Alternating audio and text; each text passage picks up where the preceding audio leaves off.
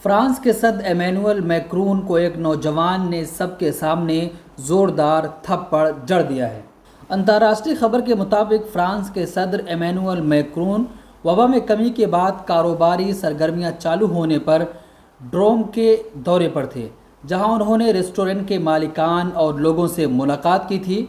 Emmanuel Macron जैसे ही एक building से बाहर निकले तो सामने मौजूद लोगों ने तालियां बजाकर उनका स्वागत किया, जिस पर सदर ने आगे बढ़ते हुए टी शर्ट पहने और मास्क लगाए नौजवान से हाथ मिलाया। नौजवान ने हाथ मिलाते ही एमेनुअल मैक्रोन के मुंह पर जोरदार थप्पड़ जड़ दिया। इस अचानक हादसे से एमेनुअल मैक्रोन घबरा गए और हवास बाख्ता भी हो गए। सिक्योरिटी के लोगों ने फौरन एमेनुअल मैक्रोन को नौजवान से दूर किया।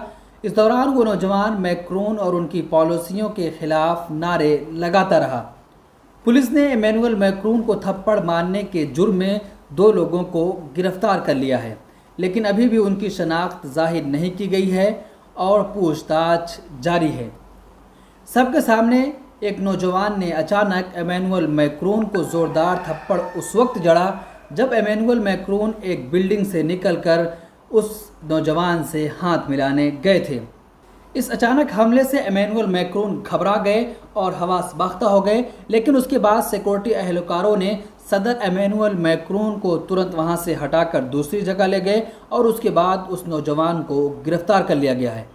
लेकिन वो नौजवान लगातार एमेनुअल मैक्रोन और उनकी पॉलिसियों के खिलाफ नारे लगाता रहा। मिलत टाइम्स को आपकी जरूरत है, हमारी आप माली मदद करें। हर महीने सिर्फ 100 रुपये और 1 साल के लिए 1 साल सिर्फ 1000 रुपये। रकम भेजने के लिए यहाँ दिए गए फोन पे, गूगल पे और पेटीएम नंबर का इस्तेमाल कर सकते हैं।